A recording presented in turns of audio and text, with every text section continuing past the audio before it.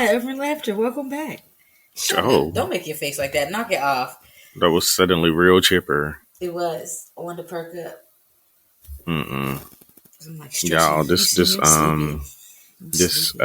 is it? Daylight savings time came through like a wrecking ball this morning. It came and attacked us, and I feel every bit of the hour that I lost. I'm really hurt. Yeah, I'm not a fan. Not a fan. JB is not a fan. That's me. That's me. It's the lights. It's the time being. I don't know what I'm talking about. I don't know what that goes. Just let that be, because that was a mess just now. Whatever I was talking about was a mess. Well, welcome to another episode of The Rude Urban Truth. The Rude Urban Truth. Hi. This hi thing is killing me. Like, hi. Hello. Like, what is this? That episode where SpongeBob was normal. You ever see that episode? I stopped watching SpongeBob when I was in like high school. No offense to anyone who's still watching it, but I just kind of fell off. It's like an episode that came when we were kids. Like, this is an episode from when we were actual kids. I wasn't ever faithful with watching SpongeBob. I think I had maybe like 2 episodes in my head that I remembered, and that's about it. It wasn't my thing, but it's still on TV. Like, it needs to go away. Because I feel like shows that are on TV for this long, it can't be still funny anymore. Like, it happens with all the shows. Like, look at The Simpsons. Simpsons was on forever, and I swear when I watch The Simpsons now, it's not funny anymore. Because they've been on for so long, they're running out of stuff to make episodes about. The Simpsons still come on? Yeah, and it's not funny. It hasn't been funny for years. I don't think I ever really watched The Simpsons like a ton. I've seen episodes before, but I never was like the woman that was like, oh, I need to like go in the house and watch Simpsons, like how I would go in the house and watch all that. You know what I'm saying? I watched King of the Hill more than I watched The Simpsons. The Simpsons just kind of fell off for me. Futurama, I loved. Movie face. No, I used to like Futurama too. But how are you? I know that you said that this daylight savings time got you. But this, the way that I love you makeup that you have on right now, says that you had a rough night. First of all, the first thing you always need to be doing is minding your business. Secondly, it was a little bit of a long night. Just a smidge. See, I was watching tennis because Naomi Osaka was playing, and I wanted to throw this out here really quickly. Like, I know Urban Laughter does not watch sports like that, and that's okay. But so FYI, right now the tournament that's going on right now is at Indian Wells in California, and Indian Wells has been known for being not very friendly to black people. Like, that's not the place that you went that time. You went to. That was. I don't think so. But let me see where it actually is. I know it's in Cali. I just don't know what part of Cali. Well, apparently Indian Wells is the name of the city. But let me look and see where it's close to. It's actually close to where Coachella is. But anyway, Venus and Serena were there a long, long time ago, and when they went there were people heckling them from the stands, calling them the N-word and all kinds of stuff. Horrible. And Venus and Serena actually, they boycotted going there for a long time. I don't think they went back until maybe like 2015, and the incident happened in like 2001. But last night, something similar just happened to Naomi Osaka. She's out there playing, and someone basically started heckling her. And I don't know anyone. Well, I don't know how much you know about her, but she went through a serious bout with like mental health issues at one point. Remember they like gave her a penalty for dropping out and everything, and she wouldn't go. They didn't care about it. Yeah, so she's been working on herself, and when they screamed out at her last night, she actually was crying while she was playing. She was trying to fight through the tournament, the match, while also dealing with the emotions that came from that. Because she said that she's been heckled before, but something about being heckled in this place that she knows has the history of how they did Serena and Venus just stuck with her. And she really struggled with shaking that fefeeling. I wonder why they don't throw those kind of customers out or fans out. But that's the thing. They told when the person screamed out, the umpire was talking. So the umpire actually didn't hear the person because they're talking on a mic, so they hear the mic out loud, but they screamed it. And you can tell that people in the audience heard it because the minute it happened, all the audience members looked over to her, like looked over to the area where the voice came from. So when Naomi went over, like, hey, is there anything you can do to get them removed? And the umpire didn't know what she was talking about. She was like, what happened? And she's trying to explain it to her, and all they could tell her was like, hey, we will, if it happens again, we'll have them removed. But there really wasn't anything to do. So she was literally just trying to fight through emotions, and she was like crying between points and everything. So I just felt really, really bad for her.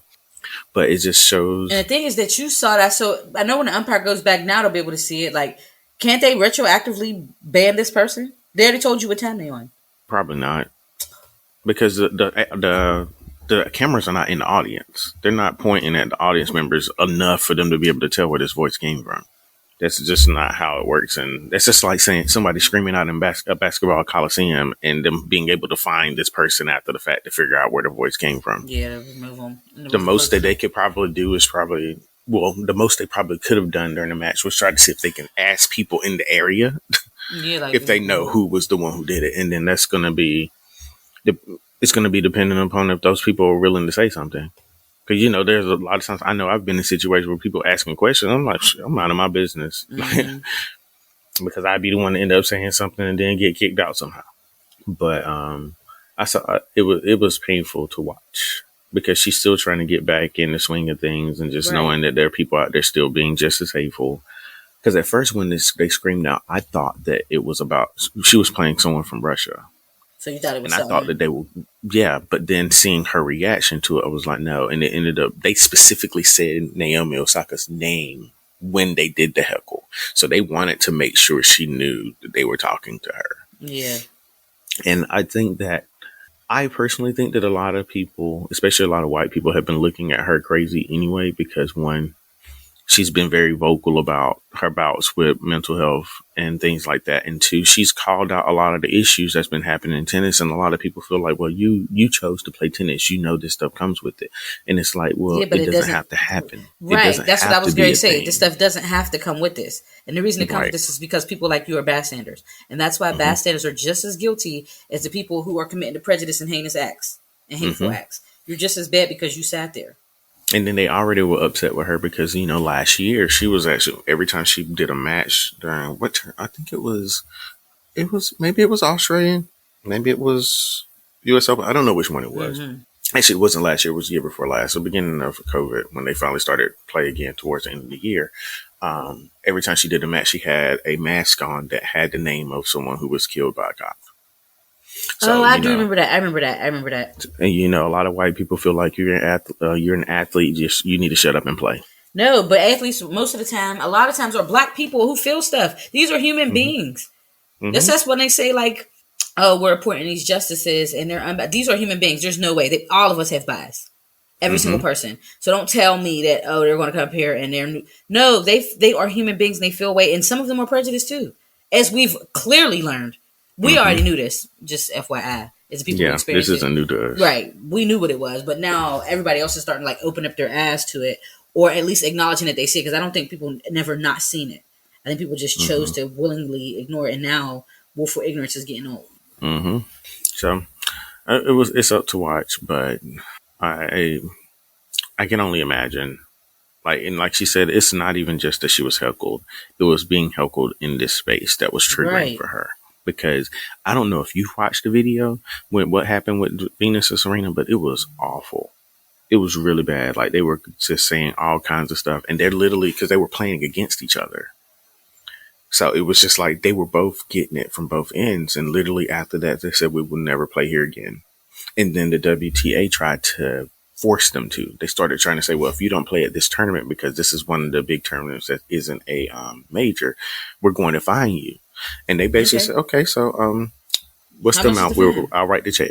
Yeah. Like, how y'all going to force? People kill me trying to force other people to be into uncomfortable situations that they themselves wouldn't be in. And like Serena decided to come back to the tournament first.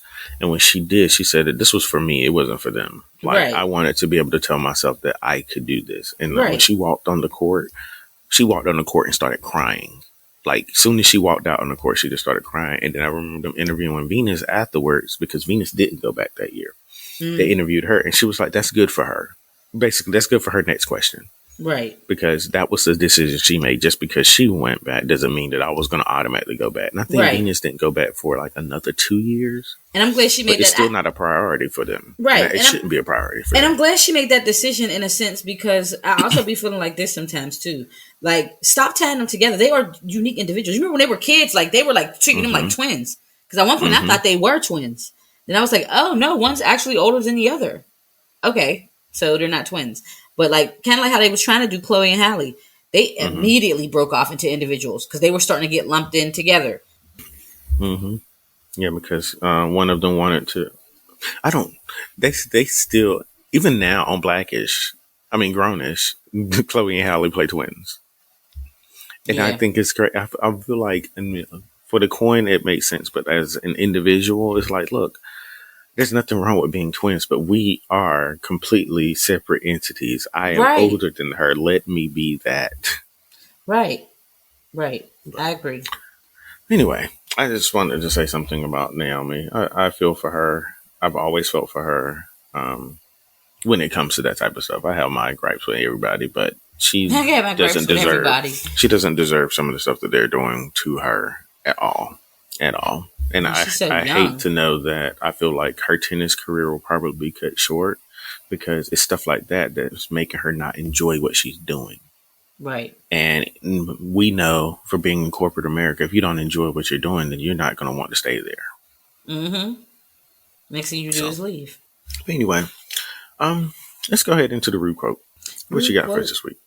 Okay. So some of my other homegirls have been catching like these calls from like jail because their little booze is locked up or their little friends, whatever.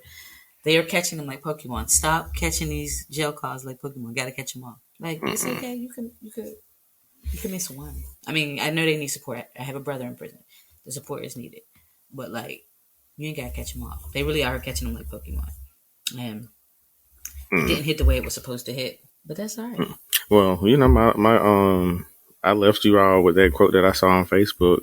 I think, did I say something about it to you? Or somebody on my Facebook made a post about the next person being somebody that from jail.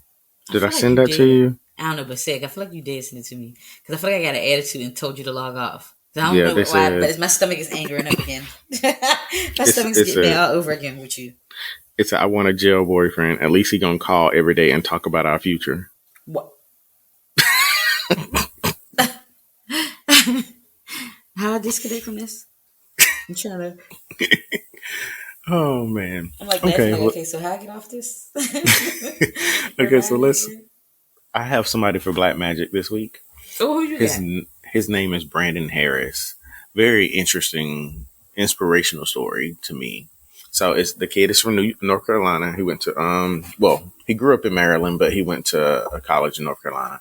And basically he created a project that helped get his childhood friend released from prison 12 years early. So basically, that's a lot of time early. Right. So his name is Brandon Harris and his friend's name was Surasona. They both grew up in Annapolis, Maryland. And then as they got older, they started to go into different directions and things like that, which happens. Right. Harris ended up getting a scholarship to an elite private high school, which helped him go on a full scholarship to Davidson College. Whereas his friend ended up getting in and out of trouble. He was always in trouble. He ended up being charged as an adult at the age of 15 on 25 different criminal counts, including burglary and theft. And then a failure to appear at a 2018 hearing on a burglary charge and got him the warrant. And he ended up being arrested in 2019 and sentenced to 15 years in prison in 2020. Mm-hmm. So by all of this time, Harris was already at Davidson College, and he found out about his friends and him being arrested and started writing him in prison.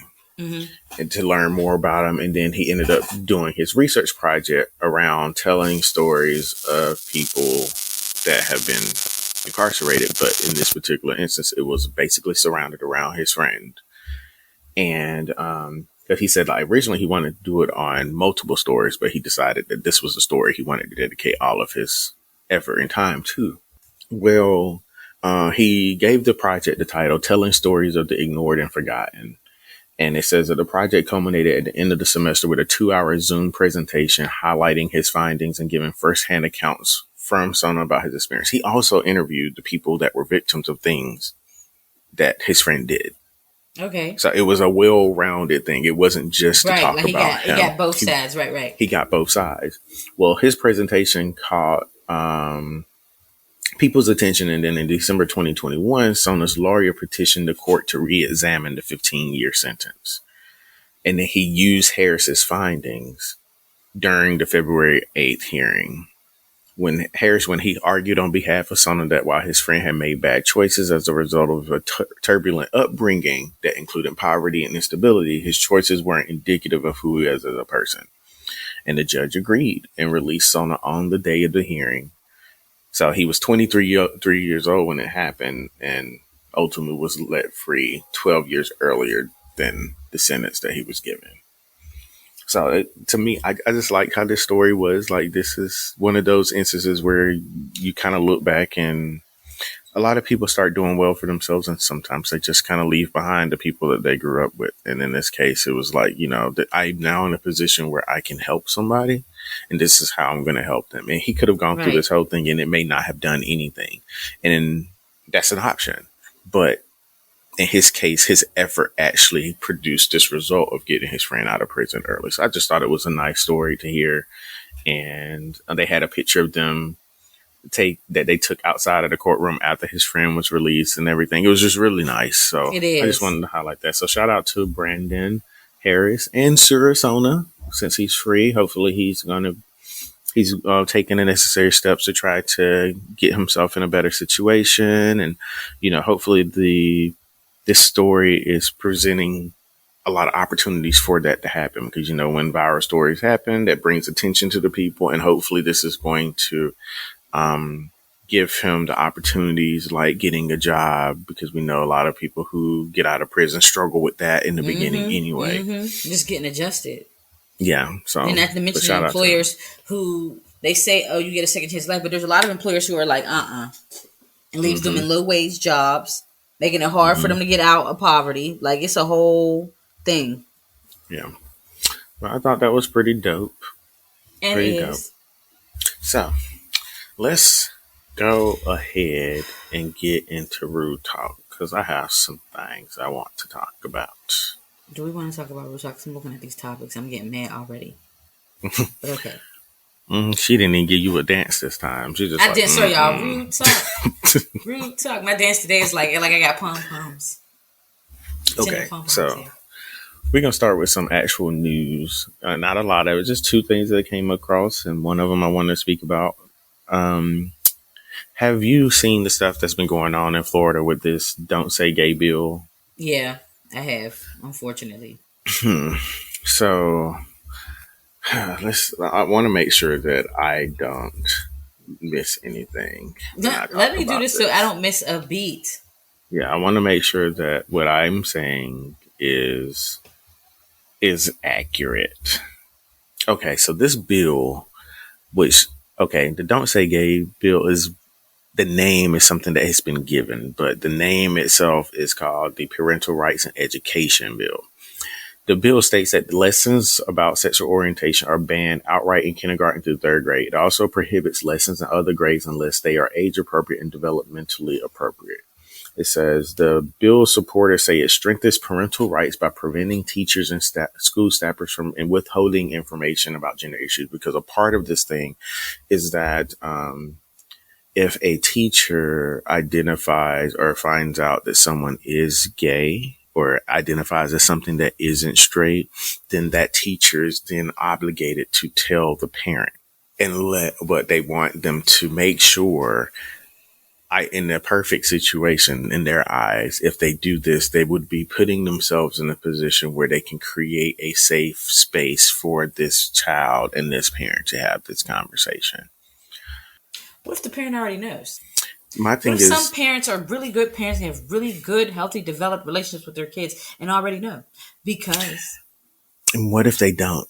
Right. And what if, I feel like I don't know how they thought that this was a good idea, because when you think about this, while there are a lot more people that are much more accepting of people's sexuality nowadays, there are still people who still have very primitive and ignorant beliefs around that. Mm-hmm. And there are a lot of people who could come out and it can go bad, and it can go bad really fast. Mm-hmm. And in my mind, I am not a fan of anyone taking it upon themselves to tell someone else's truth.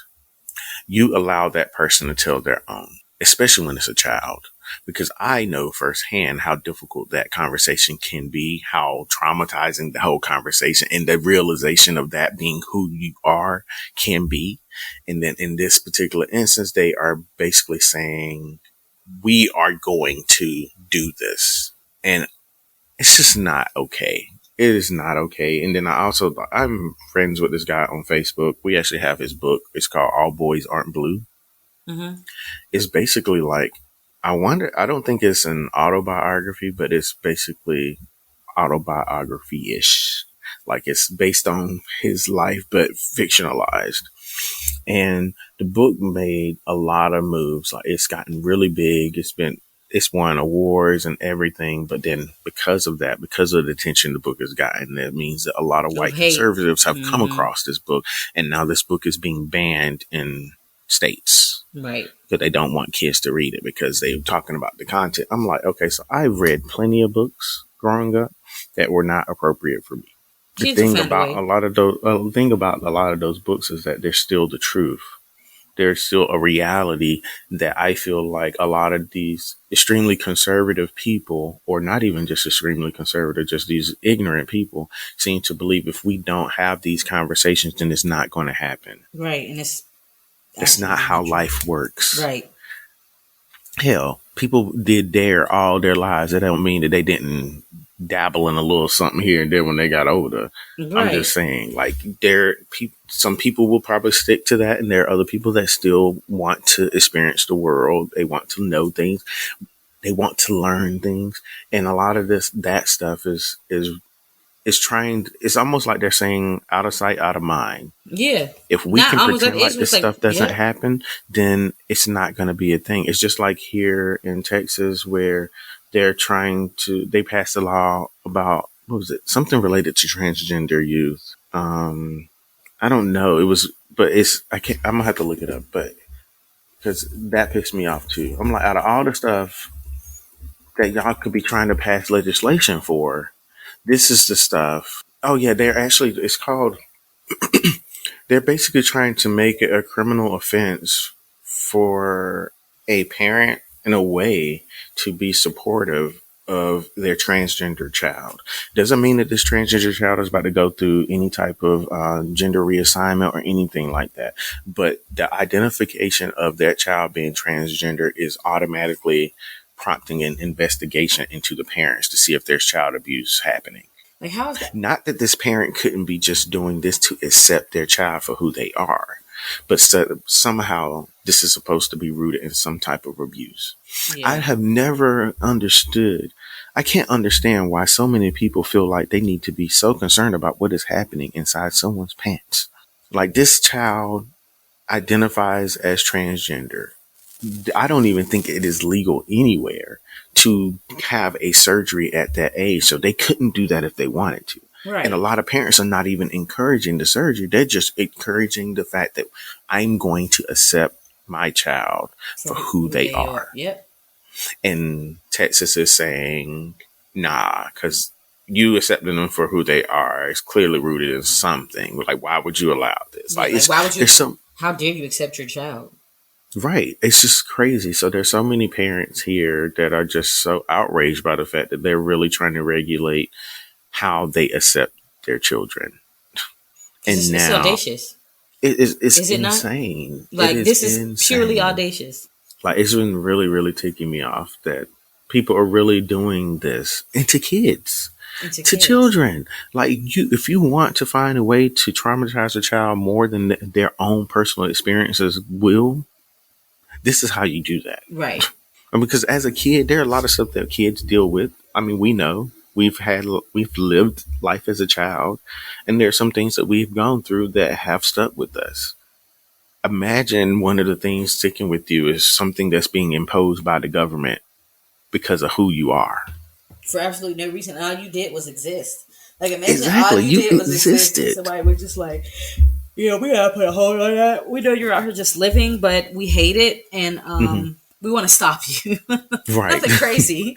Right. We hope you don't mind that we want to just slightly, stop your life. Right. The whole thing is just crazy. And I think the bill in Florida has passed, and I believe that the one in Texas has as well. But I want to say in Texas, they're trying to block it. Like a judge in Texas has tried to block it. But because somebody got to do better out here. Yeah, I just don't understand. Like so many other things. Like Texas still can't even handle themselves in a winter storm because our electric grid can't handle it. But you're concerned about this child. Right. Who is okay with who they are, and they're not doing anything to harm anybody else, and their parents are not harming them. But you're concerned about that. But you won't force any type of legislation to make these electric companies strengthen their grids so that the next time we have a strong winter storm, we don't have to do rolling blackouts. They're not going to be people completely out of electricity. There are cities like New York, they go through these storms all the time, and you very rarely hear that they all having rolling blackouts or they just out of power. They've done what they needed to strengthen that grid so that it can handle that stuff. How about you do the same here? You say, can we mimic some actions?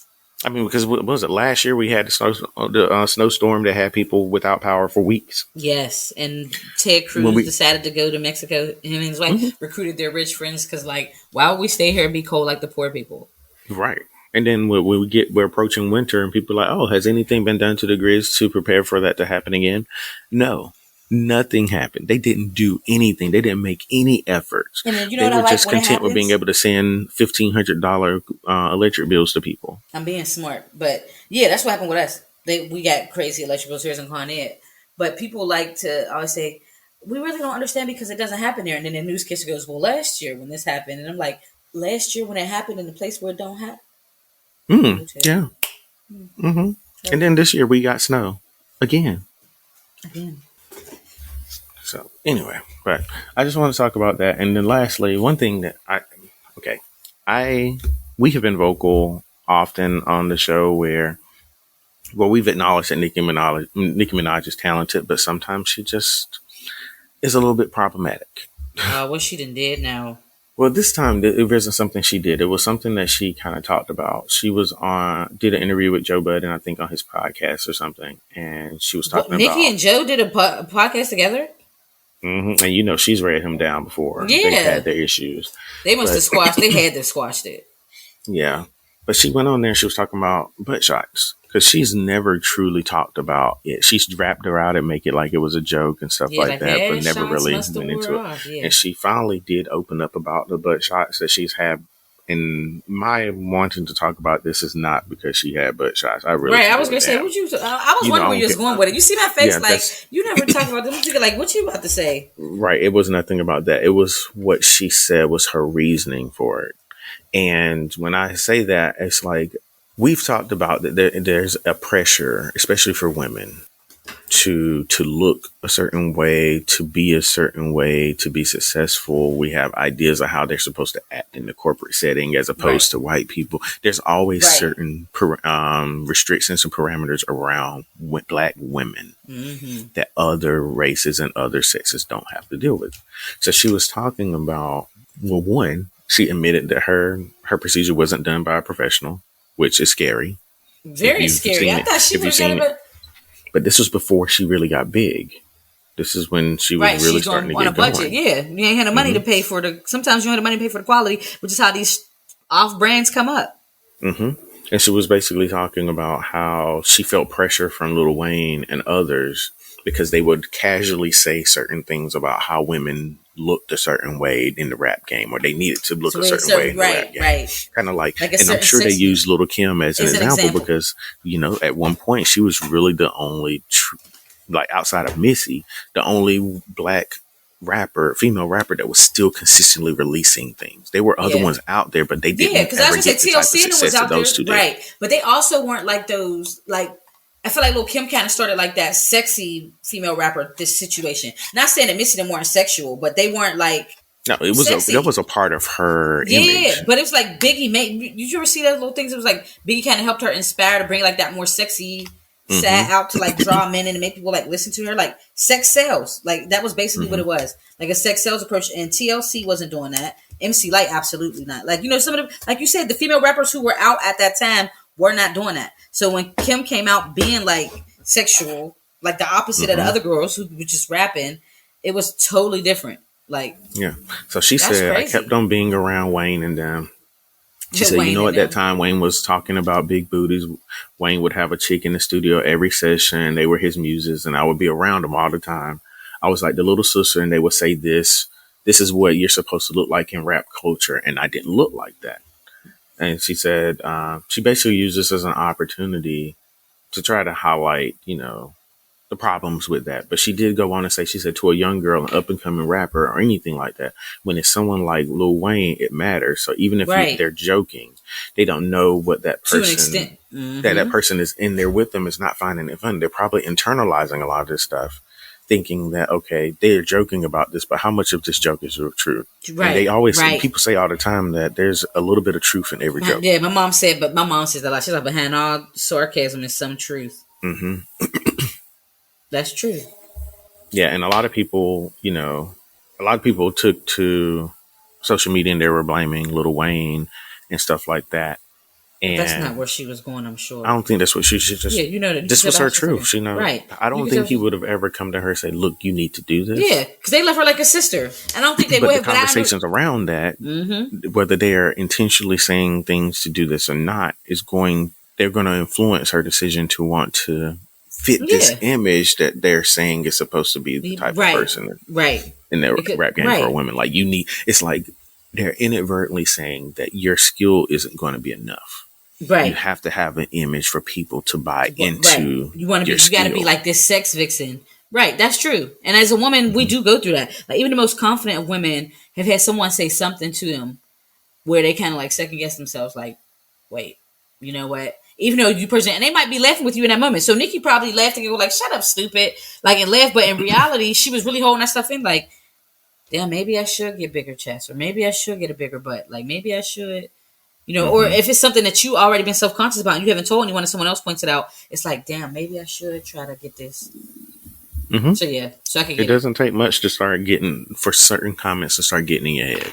And that's what happened with her. These comments started to get inside of her head and then she ended up getting surgery. Now, I do have my fears after seeing what happened to K. Michelle and a lot of other people, especially if they got silicone, because it really starts to poison and can start causing issues. K. Michelle got a show now. Have you seen it? I haven't seen it. Yeah, I watched the first episode, but I can't watch that. But it made me think of this other thing. I think I told you about it. It's on Hulu. It's called Trafficked, but each episode is about something different. Like it's not about sex trafficking or anything. Oh, that's what I thought. I think one of the episodes is probably like that, but there's an episode in season 2 that starts off and it's talking about BBLs and butt injections. And then the first person they talked to was a up and coming female rapper who said that she had basically seen that all of the successful female rappers look like a certain thing. They look like Nicki and Cardi. Yeah, they look like Nicki. They look like Cardi. They look like Sweetie. Megan. Yeah, because I mean, it's Megan's natural body, and Shinsea's is Shinsea. But it's still the visual, right? I would say Shinsea's her natural body, right? Megan, I said it's their natural bodies, but they have the bodies that people are banned naturally. So it is like, yeah, they're setting the trend. Yeah. So she was just talking about that, and she said that that's what made her want to get butt shots, and she said she's had issues with it. But in her mind, this was the direction she had to go in to be successful. I hate that. And I know it takes a long time because it took me a long time to accept who I was and myself and flaws and stuff and to like deal with them because everybody's going to have them.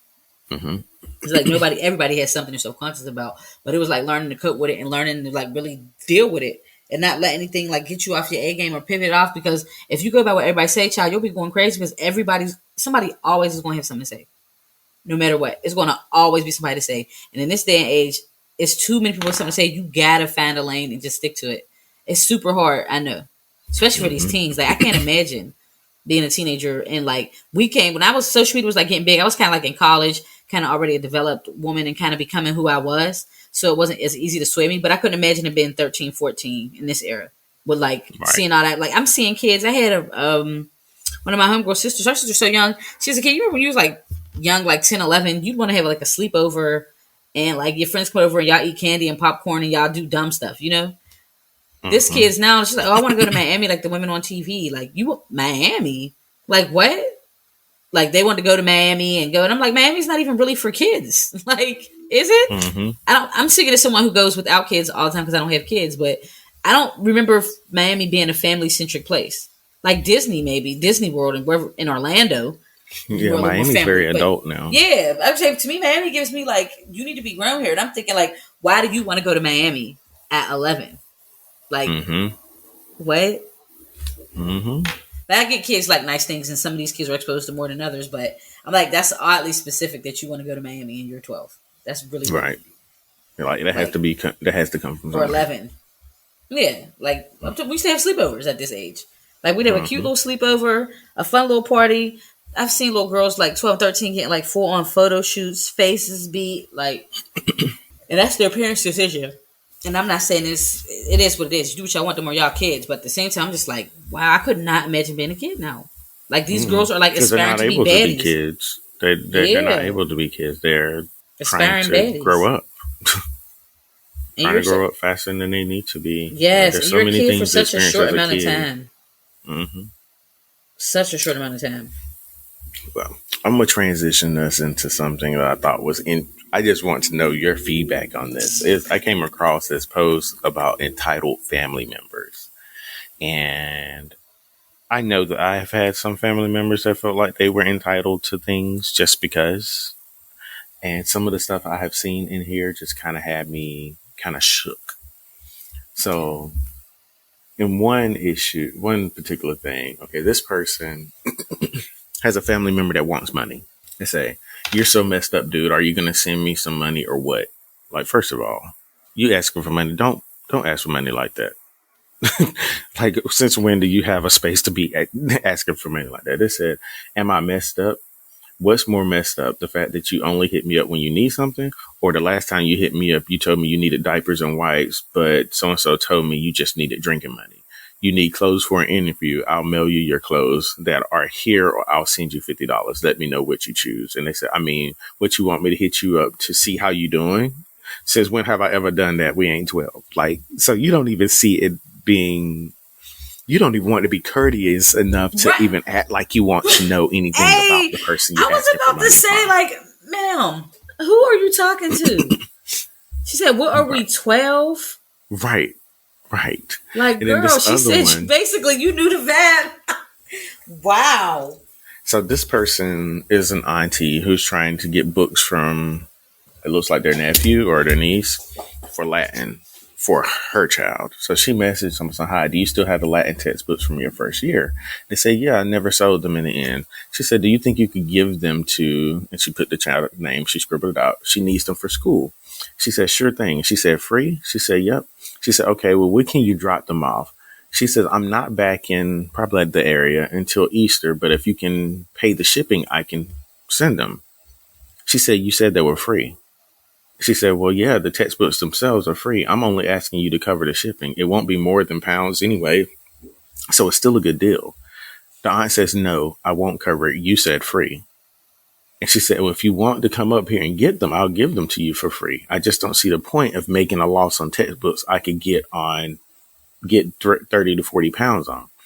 She said, will you pay for my train ticket? Never mind. I'm not arguing with you. She needs them by Wednesday. Please drop them off before then. And she said, I already said I'm not back over there until Easter. I'm not going to come down just to drop off some books to you. Sorry. Right. The aunt then replies with, fuck you. I'm not expecting much. Just that you help me out because that is what family's supposed to do. If you can't do this for me, then I suppose I can't do anything for you either. You are despicable. I am ashamed of you. And the person replies with, wow, I'm not asking much from you either, but here we are. And she said, fuck you. I hope you feel Latin. And the person replied, well, I already passed, but whatever. I'll swing by on Easter with the books if so-and-so still needs them. She says, no, you won't. You're not welcome here anymore. Okay, bet. You talking over about hope some I books. fail Latin. Your daughter's the one that's going to fail. Mm-hmm. Like She'll actually, have the seems like books. she's not going to have a textbook. Right, because Have you show her a fun. textbook. Well, unless she buys them somewhere else. But I know, but if she was on, how you she gonna just was if wish she ill wanted to will buy like them, that? she could have already got them instead of Yeah, sitting that's here going true. arguing with this person. Right. Like all they said was you can picture. Like you say it free. Like I hate that we have to be like these are you got to be so extremely granular. It's almost ridiculous. Right. Like it's almost ridiculous. Like I said, free. Like it's like she said, the books are free. Like you really can't pay the shipping to get the books. Like I already said I'd give them to you, and I'm already going and going out my way to mail them off. Right. I gotta go to the post office, do whatever, and I'm off somewhere else, and I'm going out, offered to go out my way, and then even offered again and said, "Look, I'll bring them on Easter then." Mm-hmm. Like, wow. When is Easter this year? Is Easter in April or March this year? You know, sometimes it's in March, sometimes it's in April. For some reason, I thought Easter was always. Well, I don't know. It'd be rotating. Sometimes it'd be at the end of March. Sometimes it'd be in April. Yeah, I never really. It's April 17th. April. For some reason, I always thought Easter was in April, but spring break would be in March or April sometimes. Mm-hmm. No, it would be in March or April sometimes because they do it around Easter. Some years us in like it might be like March, the last day of March sometimes. Oh yeah, or that last Sunday. Like in 2024, it's going to be March the 31st. Yeah, that's what I say. Like it's usually like that last Sunday in March or whatever. Mm-hmm. It's not like a whole lot, but yeah, it's either March or April. Because I've definitely had Easters where it snowed. I still had to wear them stockings. Oh, that's another whole story for another time. So this one, I'm going to end it with this one. All right. This one is about a phone. You know how I am about phones. So for some reason, this was funny to me. Your turn code anyway. Okay, go ahead. This is a mom saying, basically reaching out to someone. I don't know. Okay. This is their child. Okay. So they're reaching out to their child. Do you have any old cell phones? The child says, why? They said, for the uncle until his phone arrives. The person replies with, I'm not sure I have a working phone, mama. I have some very old phones that work, but he would need a SIM card adapter. The mom replies with, he doesn't need a very old phone. It has to be an iPhone 6 or above. Ma'am, how are you going to regulate the type of phone that you get until he get his own? Like, we need an old phone, but this is my restriction for how the age of this phone is. Ma'am, you need to go get your own then. Right. Miss Mama's. If you're trying to put parameters around how old the phone can be. Right. Like, it can't be that old. So, since I'm already talking about family members and stuff, I came across an Am I the Asshole? I have not read it, but the subject caught me off guard. So we're going to hear in this full Am I the Asshole glory all together for the first time. The subject is, am I the asshole for letting my mother die? I already don't like the title. I can't find the link. I was following along with everything. I didn't. It's a screenshot. You're aggravating to me. So because that's the only way it was posted. It wasn't on like a page. Anyway, first, a little background info. My family is extremely religious, and they put in parentheses Mormon, like purity ring religious. But luckily, me, a 27-year-old female, and my siblings went to a public school where I met my now husband, who's 28 years old, but we were around 13 and 14. To my parents' extreme dismay, he was raised by two gay dads and is Asian. They tried to keep me from him and forbid me to talk to him, but we became friends immediately and later started dating. That's when my twin sister decided to tell my family that I had slept with him, which led to them kicking me out at 17. Luckily, my boyfriend's family helped me. I haven't spoken to my family since.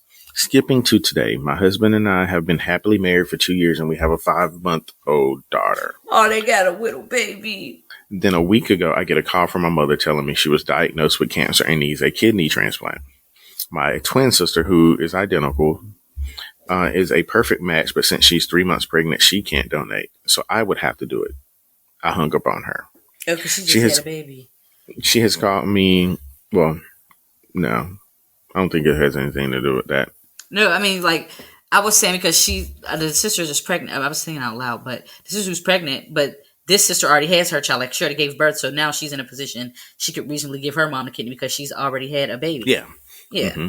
So it says, she has called me 67 times since then, and my entire family has been harassing me online. My twin sister even found out my address and showed up at my door telling me that I was letting my mother die because I was petty over the fact that they didn't like my insert slur husband.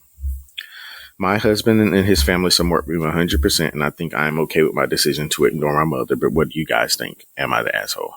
I mean, do what you gotta do. Yeah, I don't see Like, her as this is the the same asshole. mother that kicked you out. You tell your sister, if it's like that, sis, hurry up, have this baby, and when you have, as soon as you get done having a baby and give your body some time to heal, go ahead and give it to her. Like, she literally said she was kicked out at 17.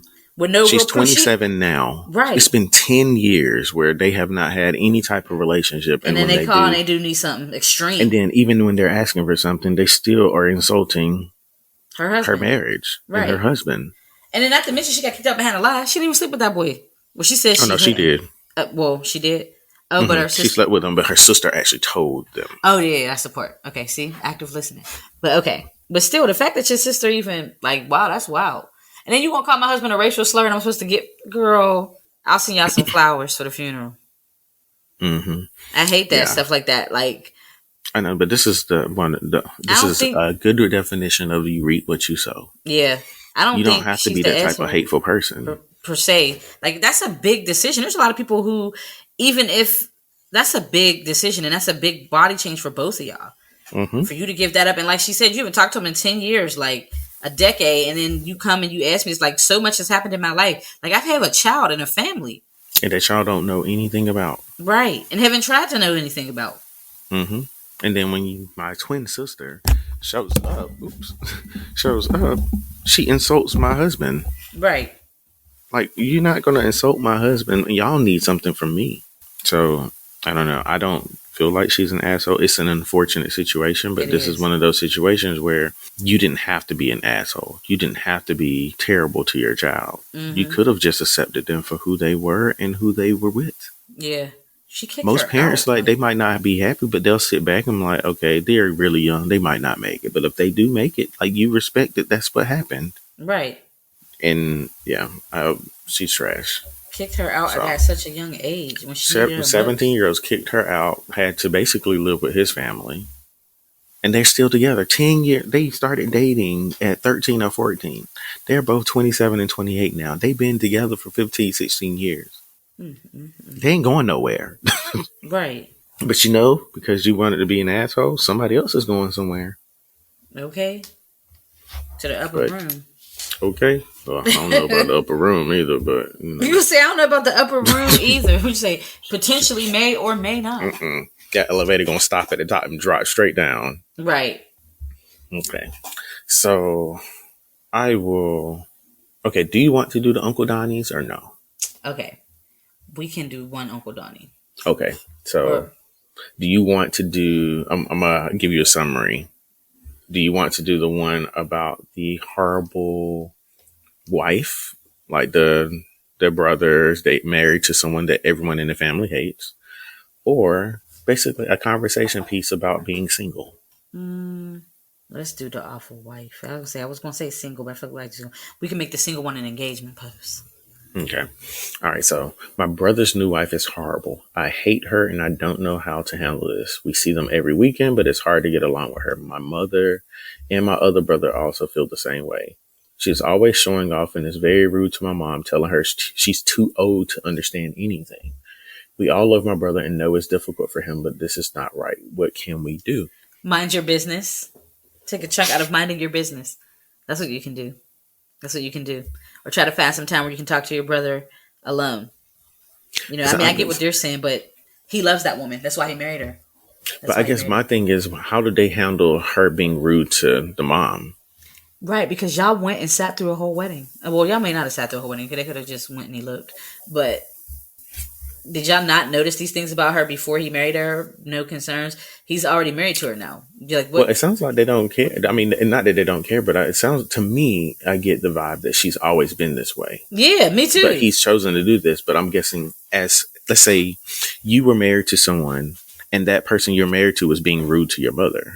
Oh, yeah, how do you respond to that? Yeah, I would check. It sounds like he's not doing anything. So how do they, as a family, navigate a relationship where this woman is being rude to them, but the brother is feeling conflicted about trying to stand with his family and standing with his wife? Right.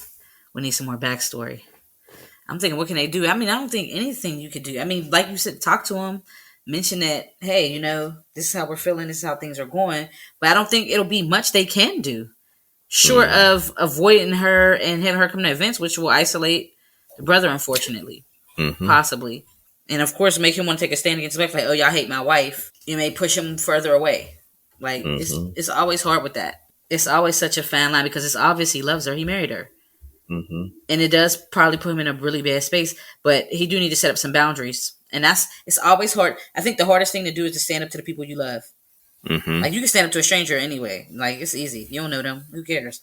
But standing up to the people you love is hard because it's always this reaction. Who knows? How close is the family? They might all be really close. So it might really be drawing a wedge. I don't know. So that's what it comes. That's how I get it. I get the feeling that this is supposed to be a really close family because they see everybody every weekend. Like, even when I was back at home, I didn't see my family every weekend. So I'm like, that means they're all trying to make conscious efforts to be around each other, right, and spend time together as a family. But they're trying to spend time together as a family. But she is problematic. Yeah, I would think. I think that there would need to be a conversation with him privately from her. Like, look, this is how we feel. We know this is your wife, but we also know that there has to be a level of respect there. Right. And she's making it difficult for us to all be around each other because she's disrespecting the family.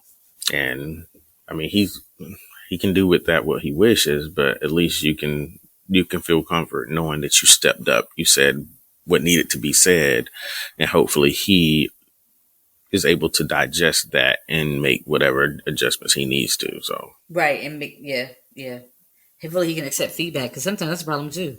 Like, you can say it in the nicest way, but it's a person who simply just cannot accept feedback. And when you get people like that, it's hard to get through to them because they don't want to hear anything, and then it becomes down and shut down of, oh, I'm gonna do what I want. Like, you gotta tread a fine line.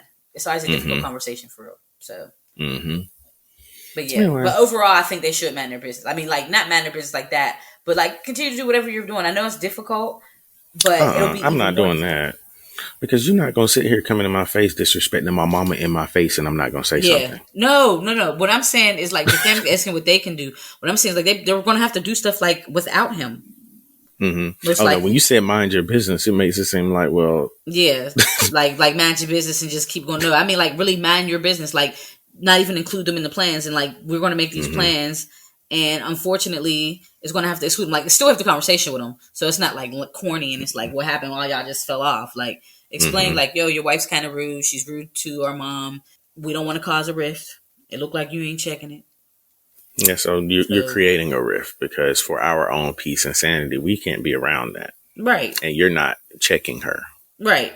That's what I mean. Mind your business in that sense. Like, it's just like, damn, it ain't really like, I mean, get it off your chest. So it's never any gray area of, I don't know why so stopped inviting me. Like, no, you know exactly why. And this is the reason. And I'm giving, whether you take it or not, because it's not going to be received well, probably. Like, how do you nicely tell somebody you're excluding them? Like, in reality. But yeah. I agree. Well, that is it for Rude Talk. You ready to go into Living While Black? We've been black most of our lives. So, I don't know if you saw it, but recently Ryan Coogler has had a run-in with the police because he went to a bank. He went to a Bank of America to withdraw some money, and he was requesting to withdraw $12,000. So he wrote this stuff on a piece of paper, I guess. Was it a deposit sheet? That's what I don't know. Was it? No, he wrote a note to her. Actual note. Like, because to actually say what he was trying to do, I guess. I don't know. And he had provided his ID, his bank card, all of his stuff. Yeah, because Bank of America makes you use your debit card. This is what they said. They said the bank teller became suspicious when Coogler wrote on the back of the deposit slip to be discreet with the money. So he wanted the money, but he didn't want her to be too loud about how much money he was getting. Because you know, when you go, I have a Bank of America account. When you go to the bank, they make you give your driver's license and your debit card if you have it on you. But they say they repeat stuff back to you. So like, if I had gave her that slip for $12,000, I'm like, should have been in the deposit slip behind the glass, like $12,000. Like, that's a lot of money to have on my person, and I don't want everyone to hear it. Right. So that's what he did. He wrote it on a note. She admits that she didn't even bother to look at his ID. She says on the 911 call, I asked for his ID. He handed me his ID. It's a California ID, but I didn't look at his name because I'm just like so shook up. I don't know what he's trying to do. So not only did she not look at the ID, but she also didn't really look at what the note said. Right. So she basically tells him that his account had been flagged as like high risk and as a high risk transaction. And she went to tell the manager that she was uncomfortable, and they called 911. Police come out. They show the body cam footage of them handcuffing him inside of the bank. And he's asking what's going on. He explains to them that the money was for a medical assistant who works for his family, who prefers to be paid in cash. He adds that he didn't want the people around him to know how much money he was taking out, and that he regularly gives bank tellers a note when at withdrawing cash.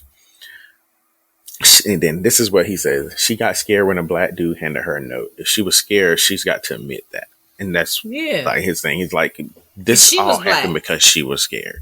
Right. And he said, while Coogler explains what happened, he also tells officers that he feels he's about to have a panic attack and he's trying to manage his emotions. Because I can only imagine how that is. Like, you're doing something that you're thinking is pretty innocent, and now cops have been called. You're outside in handcuffs, and as a black person in America or anywhere being handled by the police, there's a certain level of fear that comes with that. Yeah. So he said, I guess the cop was trying to talk. He said, y'all explaining y'all's perspective, right? Y'all the ones with guns and vests. Y'all understanding what I'm saying? What's my perspective? At the bank, she never shared that there was a fucking problem. And then they ended up handcuffing the two people that were in his SUV as well. And after they questioned everybody, they determined that this was a mistake. And then Coogler asked for everyone to be removed from handcuffs, and the police did.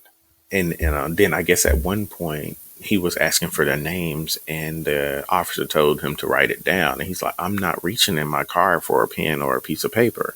He's like, I ain't had guns drawn on me in a while, bro. Y'all understand what I'm saying? I'm trying to get my own money out of my account.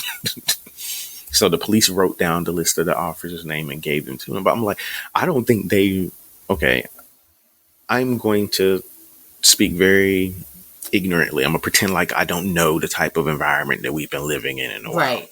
It's like they don't understand the fear that can come from, like, I've been pulled over once and I literally felt like I couldn't even move because I was scared to move because I didn't want anything I was doing to trigger their fear in me presenting as this black man. Because their fear leads to the end of our lives. Yeah, their fear ends in my death. Right. So I'm like, I am scared to move. So imagine you already have let them know that this whole situation is causing you to even be anxious and have a panic attack. And they're trying to get you to reach inside of your car for a pen. Right. There's no way in hell I would have done that. Oh, yeah, me neither. I would not have reached in there either. Ain't no way I would have reached for a pen. No.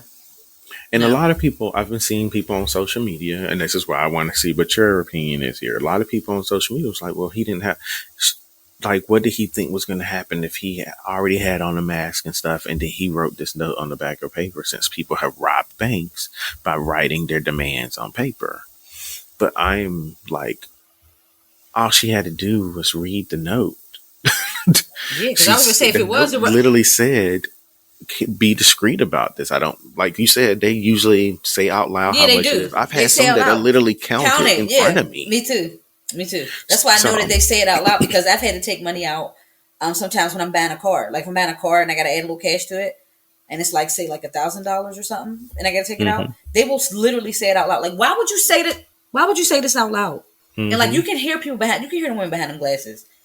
It's not confined to just you and that person. Like the person beside you can potentially hear it too while they're doing their business too. So it's just like, I mean, I can understand the note being scary because people do it that way. But I'm also thinking in terms of, if you did think it was a note, you were that fearful like that, why wouldn't you read what the note said? Because I'd be more fearful that if I didn't comply with whatever was written on that note, that would lead to me dying. Yeah. Like I get being nervous, but like I would try to like read the note as best as possible to try to accurately follow whatever instructions they wrote out for me. Then like in my mind, I'm thinking nothing about this seemed to go in the direction of this being a robbery. Yeah, because I'm thinking like, who's going to rob a bank and give you their driver's license? And then not even that, allow you to walk away from them. They give you a note and you literally walk away to Right. go talk to your manager. If this person was robbing a bank, they probably been thinking, if any opportunity you have to get away from me, you may be contacting the police. Right. He But gave he you the also ID. You didn't look at the and a ID. debit card. He gave her both things. Yeah, he gave everything that would have been needed for this transaction. Yeah. But she There's was so so many probably so things that panicked. Yeah. Mhm. They need better training. I'm thinking she was probably so panicked. And I also I kind of understand, not saying that she's right at all, but I also Yeah. understand being so fearful for something that you can't process it either. Because I've been scared to hmm that point too before, where you're so scared, like you can't really like you trying to look at what you're looking at, but you're not really focused on it. You like kind of like, okay, wait, I'm sorry, I'm sorry, I'm sorry, I'm sorry. Like then you need a second crack at it. Like, hmm but I don't know. Yeah, I like I said, I See understand that both sides. Yeah, let that me it see might both be sides. But I fear also there, but I also understand, feel like right? if she Like, took a moment, yeah, like because I'm thinking if you were really being robbed, you might have been killed. Like you moving hmm slow and dumb. Like you not dumb because I don't want to say dumb because she doesn't know, but you're moving yeah, slow and in a way that the way it typically it's works, somebody would be suspicious. suspicious, right? Like this is the kind of thing that would make a robber who probably was going to come and just make a dash real quick be like, I'm gonna just actually kill you because you're doing a lot. hmm And just run me the money from this Yeah, side because this because one, this one dead you now. wild like over here. Yeah, somebody else got help because like she got up, walked away, and I'm like, and I think it's also hurtful for me. I feel like it's like seeing it happen from another black person. I think hmm like to see that like yo, you really scared. Like for me, I'm not scared of somebody that look like me. Now, granted, in the hood, I'm not dumb. Like I'm not gonna be hmm in the hood. Like oh, I'm not scared of nobody look like me. I know it's real in the streets too, but like would you have had the same reaction to somebody else? Like a lot of Yeah. times people are scared and fearful for people of color when we know for a fact there are other races, typically white males, who really wild out on us. And there's hmm zero fear and everybody's massacred. hmm And it was because it was a zero fear situation. It's like this is a crime typically attributed to this specific group. hmm And you're scared of the group who historically does not show that based on stereotypes because we stereotype hmm ourselves too. Like because hmm it's shown that they show the hood, they show people in the neighborhood or bad poor low income neighborhoods who are starving and they robbed them, so you got to be robbing me too. Like it's Yeah, and just he didn't see anything wrong because he's done it before. yeah This yeah. isn't the first time he's done this, so But he's done it at this bank though. Is what I'm wondering. I wonder if he's taking it to a new bank. I mean, probably a different Bank of America, Right, but but different yeah, I'm people just do stuff differently. Yeah, yeah, but it was interesting. that is interesting. I'll let you because I've been doing a lot of talking. I'm gonna hand over the reins to you so you can finish out things and close out the show with your topics. All right. So first things first. Tracy hmm Braxton passed away. So condolences to the hmm Braxton family. Oh yeah, Sending y'all hugs, love, and light because that's really sad.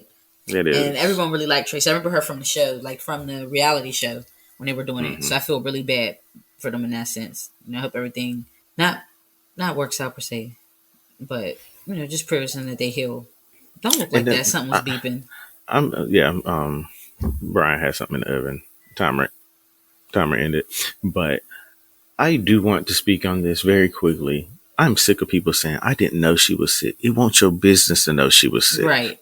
It I wasn't didn't. your business. That's how it should have been. She was I handling what didn't she know was she was dealing sick. with in a private setting with the people who knew, her family knew, and that's all that mattered. And I Yeah. am very happy that her family was able to respect that this is what she was going through. Because the same thing happened with Chadwick Boseman. Like people are like, oh my God, I didn't know he was sick. You should not have known. Let them handle their issues, their health, any type of personal issues in private. Yeah. And if they choose to tell you, that's just a privilege Right. that they've extended to you. Right. But don't that like soon every time I kept seeing it, I'm just like, there's just this level in entitlement that people have when it comes to celebrities feeling like they should know this stuff. We should have been told this stuff. Like, no, they're still people. Let them deal with what they're dealing with in their own time with the people that matter to them. And if at Right. that time they decided they want to share, they can You have to share share. it. Right. But anyway, that's all I I'm have in to say complete about that. agreement. It's sad to see that happened though. I felt like I could tell something was going on.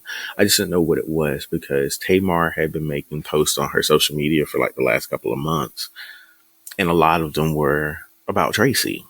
Like, you know, how she loved her sisters and she would always make sure to say stuff. And there was a point where Tracy and Tamar weren't really on good enough terms to really even be I talking remember that. positively about each other.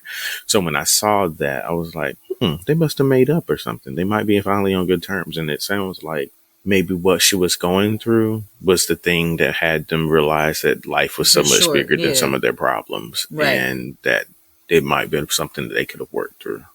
Right. So I'm hoping that by the time she made her transition, a lot of the relationships that she had that she wanted to repair, she was able to. Yeah. Because I mean, that's a lot to deal with. Cancer is no joke, and it sucks. So it definitely does. So sending condolences to them. And the next thing, something a little bit more positive. Ludacris' show got renewed about Black girlhood. So the show is called it's about Black girlhood, but it's named after his daughter Karma, and it's called Karma's World. And what it does is basically Karma just walks around with her little friend. They just tackle, little life problems, like a little coming of age type situation. So they serve, like, represent little black girls, and she's like a little MC, and it's so cute. And I'm so happy to hear that it got renewed. I haven't checked it out yet. I've seen like ads for it and everything, but it's for kids. But I do want to at least check it out and just see. Like, she's a little doll now. I like that like there's a little video about a little black girl. We don't have little cartoons about little black girls. Yeah. Yeah. It's like I sit back and cause I still watch a lot of cartoons and stuff. So I'm always excited. No, but I did. But I'm just happy to see that there's representation matters. We say it all the time, representation matters, and this is just another example of an example of something that shows how it could help little girls see themselves in something that they generally don't see on TV. Right. Like, even when you look at a lot of these TV shows and stuff, generally the stars of these shows are little white girls. You don't see little black girls starring in shows or leading the shows. And this is a show about a little black girl that looks like little black girls. That's thinking like That's So Raven was more like a tween. Mm-hmm. Yeah. That's thinking like That's So Raven. I know, but think about how long ago That's So Raven was. Yeah, like she has Raven's Home now, but as a kid back then, like that was a long time ago, and it was a teenager. Like they weren't a little girl. Yeah, they weren't a little girl. So it's nice to see this, and hopefully it continues to get. I have not watched it, but I may give it a go. I just don't know what it's about. I was looking it up and trying to see. Okay, I don't know what it is. It said the show follows the life of Karma, voiced by I think she's a little MC, like she does little raps. It says middle school age gifted lyricist, and then she and her friends are tackling life's problems. Yeah. So when I seen it, like it looked like a little, like more like a coming of age kind of situation. Like they are tackling life's problems, and the little girl was like rapping. Like she was like coming up on the stage rapping, but it was on again, like Netflix, like they make their suggestions and stuff, and it was like showing. At first, it was like I guess it was in my top, but then it kind of like went away, and I didn't see it again, and I didn't really like look into it because it was a cartoon. So I was like, that was a cartoon. So I'll see if one of my nieces, or even my nephew, might have seen it. Yeah, and it looks like he said, as long as you love your kids and you teach them that everybody has different body types and body sizes, that's what's important. It's for children to love themselves, and then for them to make the choices that they want to make. I like this. Apparently there's a doll out there too. Yeah, from Mattel. That's dope. Look at Ludacris. He had another show where he was like cooking. He's not a good cook. It was funny though. Let me see what it was called. I don't think it got renewed. So he was cooking. He was not that good. The show is called Luda Can't Cook. There is a second season. What's it? Luda Can't Cook? Yeah, it's called Luda Can't Cook. Oh, so he wasn't lying.